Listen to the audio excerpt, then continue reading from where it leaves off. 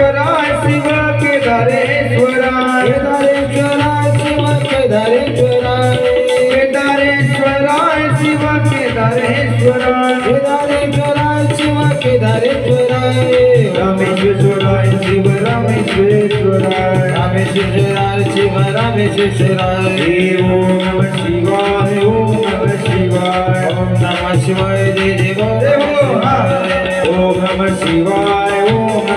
शिवाय ओम नमः शिवाय जय देव ओम नमः शिवाय ओम नमः शिवाय ओम नमः शिवाय जय देव ओम नमः शिवाय ओम नमः शिवाय ओम नमः शिवाय ओम नमः शिवाय जय देव ओम नमः शिवाय ओम नमः शिवाय ओम नमः शिवाय जय देव ओम नमः शिवाय ओम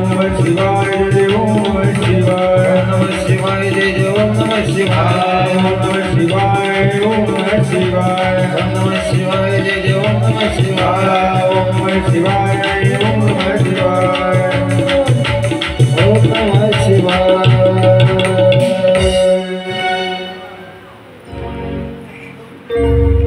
आणि या नावात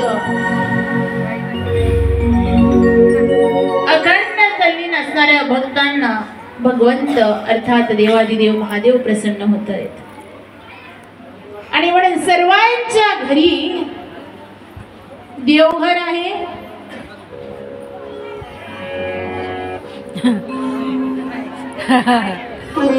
ज्यांच्या घरी देवघर आहे त्यांनी हात वर करा. माग पलटून पाहता किती नाही माग ज्यांचे हात वर नाहीये त्यांच्या घरी नाहीये का? घरी आहे पण लक्ष त्याच्याकडे होत नाही. चिंता करू नका, बाबांनी एवढं दिलंय की सगळ्यांना मात्र मिळेल. याच्याकडे काय कधी पाहिले नाही काय चहाचे कप काहींचं तिकडे लक्ष मग हात खालीच. पण ज्यांनी हात खालीच ठेवले त्यांच्या घरी सांगते आहे देवघर. म्हणजे मोठं काही मंदिर स्वरूप नसेल पण देवपाट तर असेल. त्या देवपाटात देव तर आहे, झालं मग ते देवघर. आणि या देवघरामध्ये कोणते देव असावेत मुख्यतः याचं वर्णन या शिव महापुराण कथेत आलंय. आणि ते वर्णन म्हणजे आहे काय तर देव पंचायतन. या देव पंचायतनामध्ये 5 देवांचं स्थान सांगितलेलं आहे. हे या शिव महापुराणामध्ये वर्णन आहे की 5 देव आहेत जे प्रत्येकांच्या देवघरात असावेत. आणि ते म्हणजे त्यातलं पहिलं देवादिदेव महादेव म्हणजे शंकरजी म्हणजेच भोले बाबा. दुसरं विघ्न हरता ज्यांना म्हणता भोले बाबांचे पुत्र विघ्न हरता बुद्धिदाता सुख करता दुःख हरता गणपती बाप्पा गणेशजी. 3 विष्णू भगवंत त्यांचाच अवतार मग विष्णू नसेल शंखचक्र गदा असेल तर मग काहींच्या घरी काय तर श्रीकृष्ण असतो देवपटामध्ये विष्णूंचाच अवतार आहे राम असतो. 3 त्यानंतर 4 म्हणजे जगद जननी जगदंबा. आणि 5 मग जगदंबेचा कोणताही अवतार. कोणाच्या घरी दुर्गा असते, कोणाच्या घरी भवानी असते, कोणाकडे काली असते. आणि 5 सूर्यनारायण.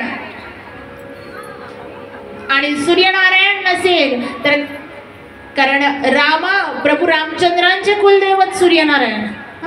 तिथून मग काय सूर्यदेवाला देखील स्थान मिळालं या देव पंचायतनामध्ये. कसं मिळालं सांगते. आणि ते सूर्य भगवंत सूर्य जर नसेल तर निश्चित त्या ठिकाणी आपल्याला कुलदेवता जे तुमची कुलदेवता आहे ते कुलदेवता सूर्य भगवंत प्रभू रामचंद्राच्या कुलात. आणि तेच मात्र आपल्या कुलाचे जे कुलदेवता आहेत ते देव किती एकूण 5. आणि या 5 देवता प्रत्येकांच्या देवपाटामध्ये देवघरामध्ये असणं आवश्यक आहे हे शिव महापुराण सांगते. का कारण प्रत्येक या देवांना 2 स्वरूप आहे. पहिलं सगुण स्वरूप. आणि पहिली देवता सांगितली कोणती?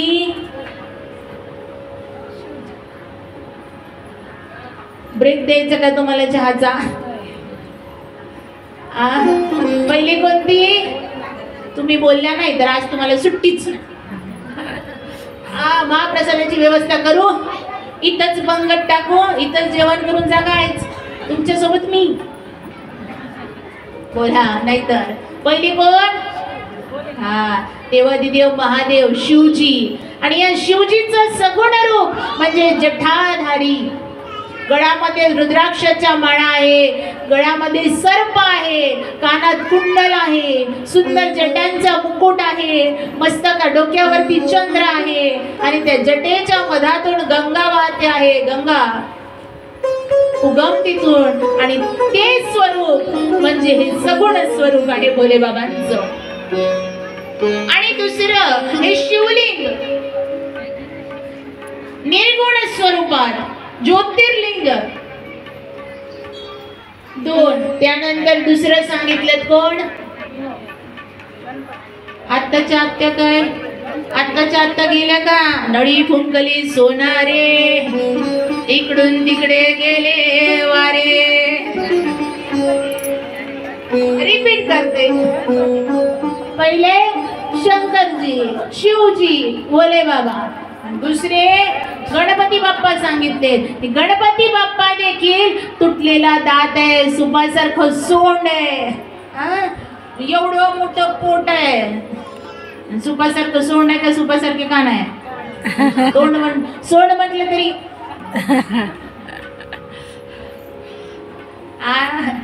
तरी चाललेच पुढे. लक्ष इकडे. सुपासारखे कान आहे, हत्तीसारखी सोंड आहे आणि भलं मोठं पोट समोर दिसतंय. हे भोले बाबा, बरोबर ना? असं लक्ष असलं पाहिजे. हे गणपती बाप्पा, गणेशजी हे कोणतं स्वरूप? सगुण. आणि दुसरं निर्गुण म्हणजे आपण पूजेमध्ये करतो ना सुपारीचा गणपती, हे निर्गुण स्वरूप. आणि हे निर्गुण स्वरूप सुपारीच्या गणपती, त्याला गणपती बाप्पा म्हणून नसेल तर त्याची पूजा करतो. गजाननं भूतगणादि सेवितं कपित्मजम्बू फलचारुभक्षणं उपासितं शोकविनाशकारकं नमामि विघ्नेश्वर पादपङ्कजम्. आणि हे गणपती बाप्पा 2 स्वरूप. त्यानंतर तिसरं सांगितलं कोण? विष्णू भगवंत, विष्णू कृष्ण. चतुर्भुज जे आहे, शंख चक्र गदा पद्म सुदर्शनधारी आहे, ते सगुण. पितांबर वस्त्र धारण केलेलं आहे. किंवा अनेकांच्या घरी रंगनाथ आहे आणि रंगनाथ कोण? रांगणारा कृष्ण. लंगडा लंगडा ग लंगडा ग लंगडा ग लंगडा, देव एका पायाने लंगडा. आणि तो लंगडा जो दाखवलेला आहे तो कृष्ण, बालकृष्ण, रंगनाथ म्हटलेला आहे त्यांना. रंगनाथ भगवंत सगुण स्वरूप. आणि पाषाण स्वरूप अगदी म्हणजेच ते शालिग्राम. शालिग्राम असलेले विष्णू भगवंत म्हणजे निर्गुण स्वरूप. 4थं सांगितलं कोणते? जगदंबा, अंबा, अंबिका, भगवती स्वरूपिणी, शक्ती स्वरूप. आणि ती चतुर्भुज आहे, अष्टभुजा आहे, षडभुजा आहे. अशी हात सगळे 6, 8, 9, 10 जे काही आहे. दशभुजा आहे, 10 हात. अष्टभुजा 8 हात.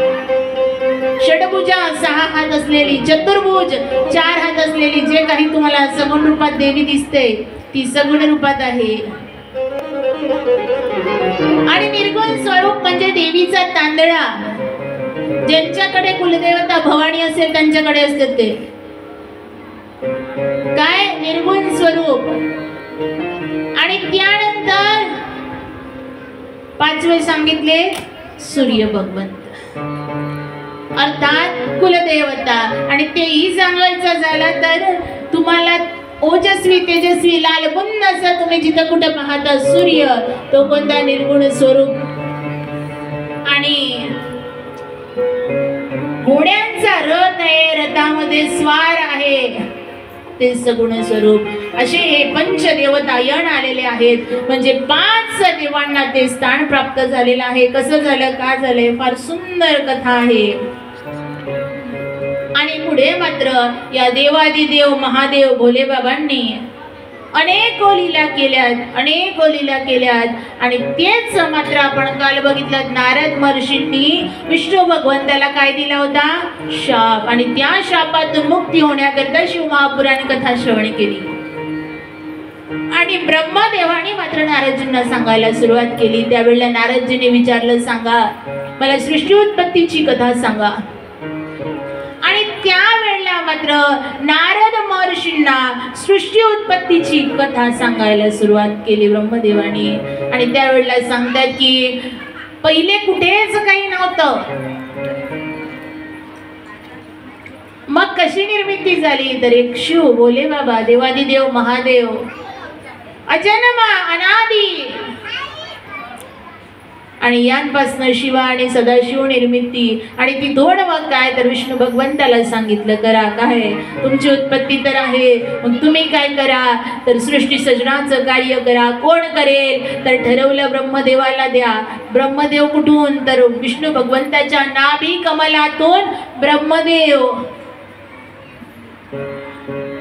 आणि मग पुढे ब्रह्मदेवांनी हे सृष्टी सृजनाचं कार्य प्रारंभ केलं. आणि कसं, तर अनेको प्रारंभला काय, तर अनेको प्रारंभ केला, करायचं आणि करून म्हणून करायला लागले. पण कधी कधी काय होतं, करायला जाते एक आणि होते भलतच दुसरं. तसंच झालं, सुरुवात केली, करा म्हटलं केले, मग काय तर किन्नरच केले. म्हणजे काय करता, याच्यातून मात्र प्रजा निर्मिती कार्य होणार नाही. मग स्वतः मात्र अनेक उपाय करून थकल्यानंतर देवादिदेव याच ब्रह्मदेवांनी मात्र आपल्या उजव्या अंगातून मनु महाराज आणि डाव्या अंगातून शत्रुपा यांचा जन्म केला. आणि तेव्हापासून कोणतंही शुभ कार्य असेल, कोणतीही पूजा असेल, कोणतीही महापूजा असेल, कोणतीही आरती असेल, यज्ञ जप तप होम, जर पती पत्नी दोघं मिळून करत असेल तर पतीच्या डाव्या बाजूला पत्नी असते. तेव्हापासून आणि पुढे मग हे मनु आणि शत्रुपा यांना 2 पुत्र झाले. त्यांचं नाव प्रियव्रत आणि उत्तानपाद. आणि 3 मुली झाल्या, आकृती, प्रसूती आणि देवती. आणि या 3 मुली, या 3 आणि आधी तर ऋषी निर्माण केले. त्या ऋषींचं संपूर्ण फार दिव्य विराट असं वर्णन आहे. आणि ते विराट वर्णनाच्या आधी आपण अगदी 2 मिनिट भगवंताचं नामचिंतन करू. तोपर्यंत सगळ्यांपर्यंत मात्र काळा जगन्नाथ बाबांचा पोचून जाईल. घरावर त्यांचं लक्ष त्याच्यातच थकल्या की काय. श्री शिवाय नमस्तुभ्यं, श्री शिवाय नमस्तुभ्यं, श्री शिवाय नमस्तुभ्यं, श्री शिवाय नमस्तुभ्यं, श्री शिवाय नमस्तुभ्यं, श्री शिवाय नमस्तुभ्यं, श्री शिवाय नमस्तुभ्यं, श्री शिवाय नमस्तुभ्यं, श्री शिवाय नमस्तुभ्यं, श्री शिवाय नमस्तुभ्यं, श्री शिवाय नमस्तुभ्यं, श्री शिवाय नमस्तुभ्यं, श्री शिवाय नमस्तुभ्यं, श्री शिवाय नमस्तुभ्यं, श्री शिवाय नमस्तुभ्यं, श्री शिवाय नमस्तुभ्यं, श्री शिवाय नमस्तुभ्यं, श्री